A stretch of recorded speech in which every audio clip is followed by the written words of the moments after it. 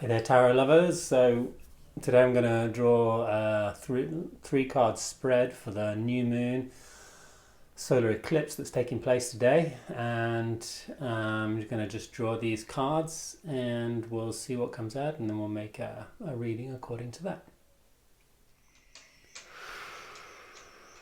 Reading for this new moon in December, the solar eclipse. I call for guidance, general guidance representing the earth, giving us clarity for this next phase of the lunar cycle, clarity for the end of the year, understanding action, connection with our bodies, connection with our work.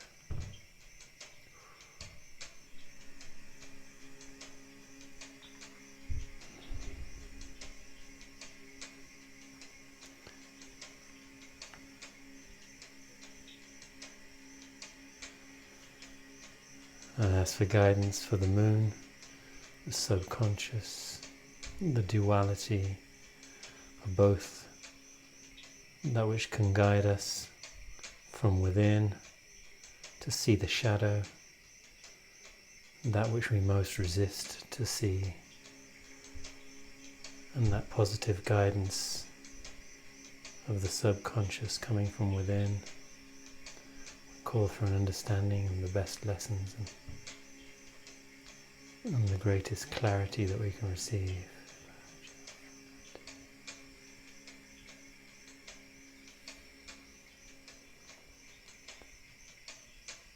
And we call upon the energy of the sun and ask for the higher intuitive messages of spirit that can lift us up, inspire us, raise our vibration in this journey of self-understanding and awareness.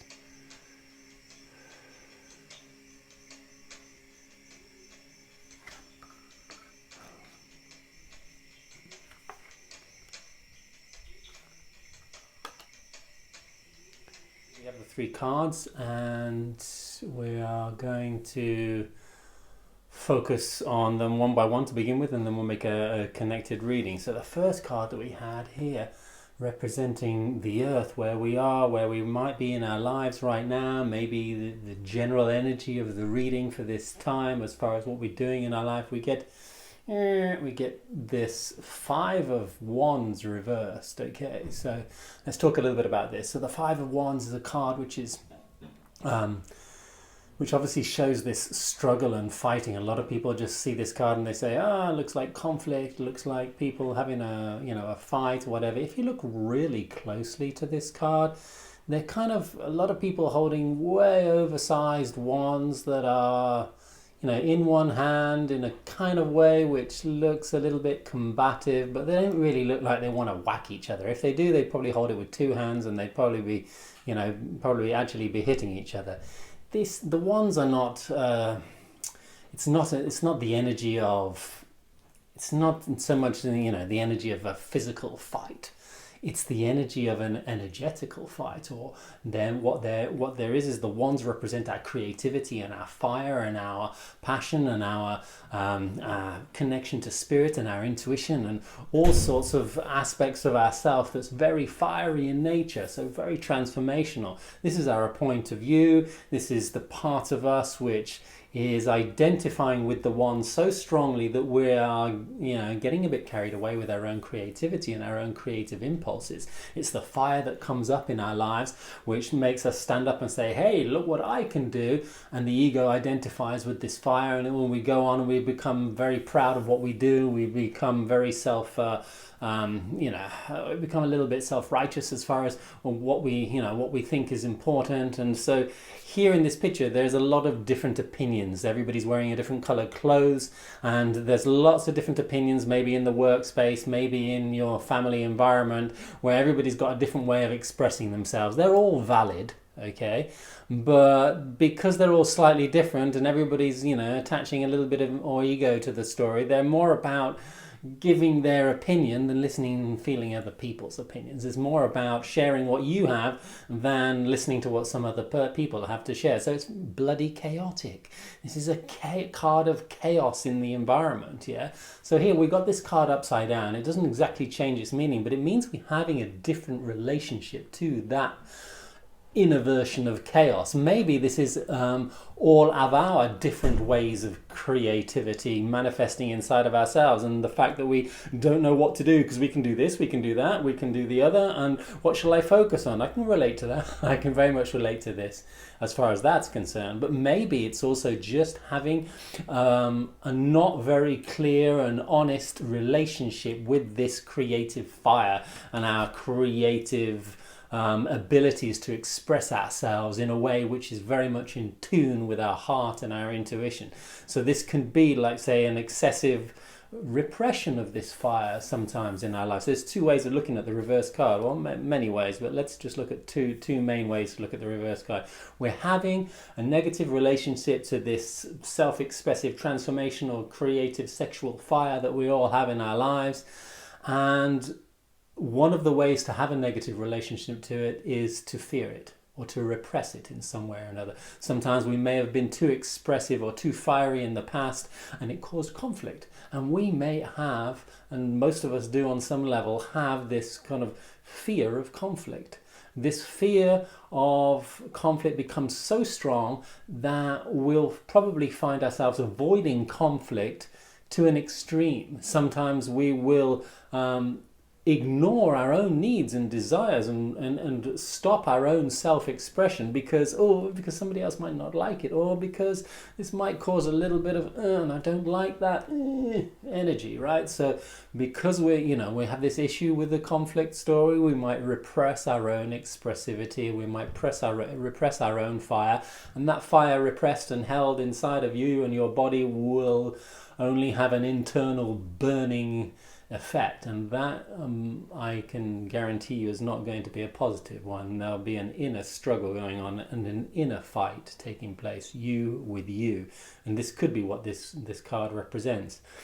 Another way of manifesting or having a negative manifestation with this expression is, having no boundaries in the same way. So we actually say yes when we mean no, and say no when we mean yes. Why? Because we're afraid that saying no is going to cause a little bit more conflict in our environment. When really standing up for ourselves, grabbing our wand and say, "Hey, I'm important too. Check me out," is an important thing, is a good and positive thing. Hey, I can be strong. I've got a valid opinion. My opinion is worth something, and about standing up with that, positive pride, if you like, is a very beautiful and important energy in our lives, where we can actually sit with ourselves and express ourselves in a way which is very much in tune with who we really are and what we need to be doing in our lives. So this is one thing to look at. There's also the nature of the extreme expression of our fire. So sometimes when we repress it too much, it comes out too exaggeratedly, and that's when this card upside down might mean, hey, this is we're going to be too abusive, or we're going to be excessively fiery in our environment, and we're going to take ourselves way too seriously, or maybe there's somebody in our environment who's taking themselves way too seriously and expressing themselves upon us. So this is when we get a kind of abusive relationships taking place in our lives, or maybe we are the abuser, or maybe we are being abused. And in this moment, this upside down card is calling for us to walk away. It's just saying, hey, you can fight, you can wrestle with the pigs, because this is wrestling with pigs. You can wrestle with the pigs all day, but everybody's going to get muddy, and the only people that like it are the pigs. If you are that person, then wonderful. Carry on wrestling with a pig if you want, but this is saying, hey, understand, you're not going to get anywhere with this story. With the Suit of Wands, when they're upside down, there's a little bit of narcissism that can be seen, and we've all got a little bit of it, and it's good to recognize it inside of yourself, and it's good to recognize it inside of other people, so you can be honest with yourself and learn to be self-reflective and own your own stories, as well as being honest with other people. This card I'm spending a lot of time on this card, but there's a lot of things going on with all the fives. There's all of this a calmer energy taking place. So there's another story here, and it's an important story I want to talk about because it's going to reflect in the other cards as well. There's a story here of projection. So we've got this relationship to our own inner fire going on, our own creativity going on.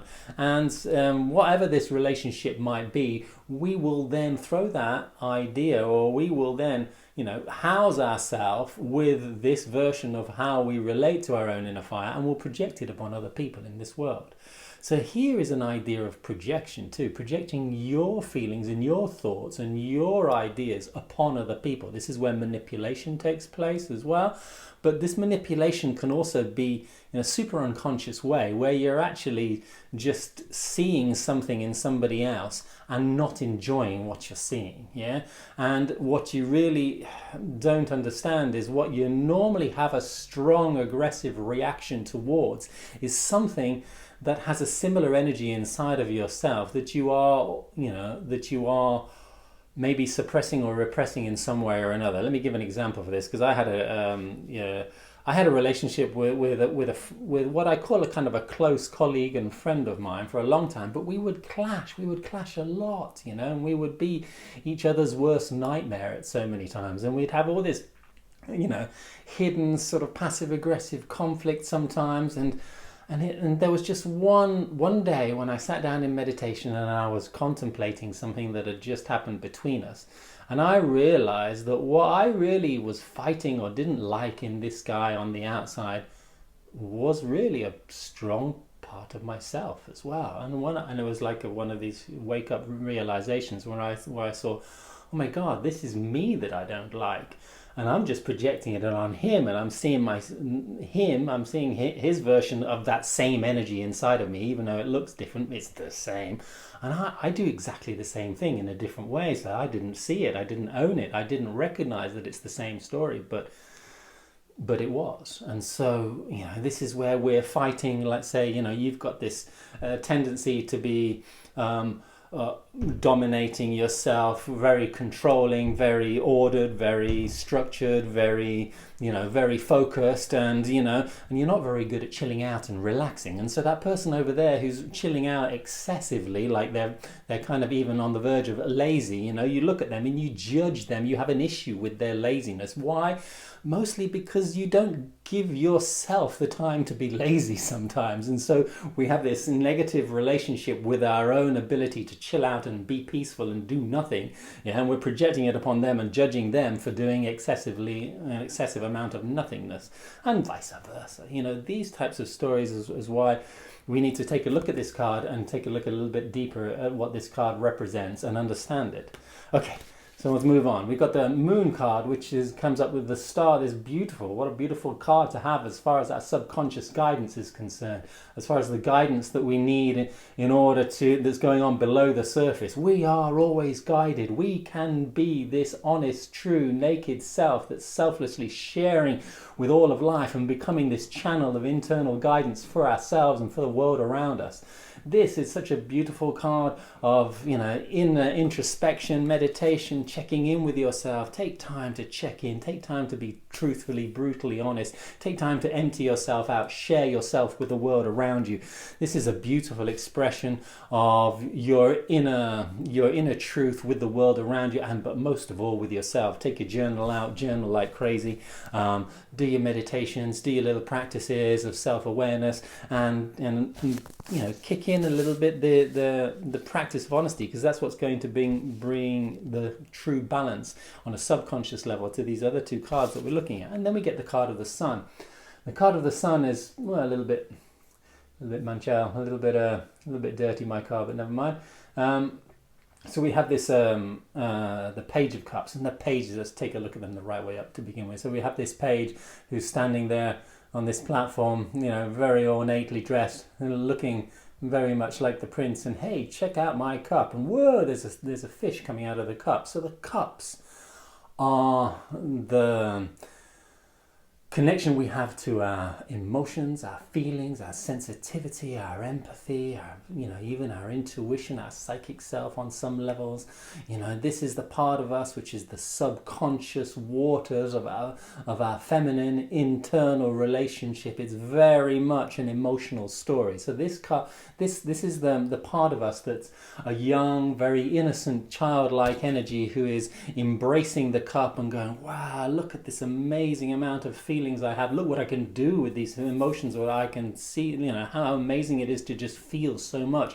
It's this sensitivity. Wow, I can sense the environment around me. Oh, I've got a little bit of a psychic gift. Oh, I've got an empathic capability to be able to interact with the world. This is that part of us that's kind of innocently embracing something new on an emotional level, and on this level of inner sensitivity and this level of this watery flow in our lives.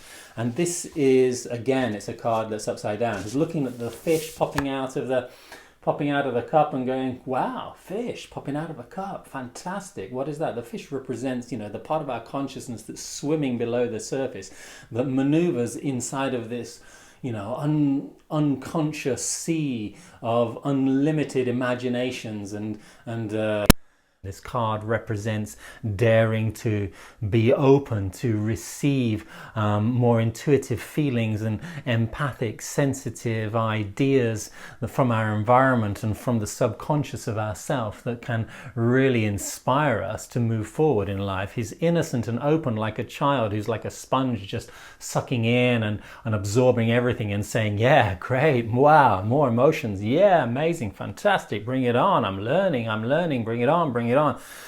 But when we grow older, we have a tendency to not always enjoy the emotions that flow through us, and this can be because of a trauma or negative experiences in our life, and we have our inner child who becomes afraid to express himself emotionally, either because he was shut down, cut off when he was a kid, or he just had maybe too much of this chaos going around, too much aggressivity going on in his life as a child, and he cut off his emotions and he has a negative way of expressing himself, or he has a suppression of feelings. And this is where these two cards come into balance and talk about the same message of, hey, are we suppressing our feelings? Are we suppressing our childlike innocent openness to embrace more emotional experiences in our life, a greater level of sensitivity? Are we afraid of our own empathy because it can sometimes make us suck up too much from the environment and we don't enjoy that? How can we protect ourselves? How can we use our aggression positively, for example? And here we're talking about the whole reading. How can we learn to use our aggression positively to put boundaries so that we can feel safe enough so that the child can open up and say yes to more experiences, where the pendulum can fly a little bit further towards one side and we can feel amazing, as well as to the other side, where we don't get carried away in the negativity, because we know it's just going to flow back into the positivity, and that's just the nature of the pendulum emotional swing of our life.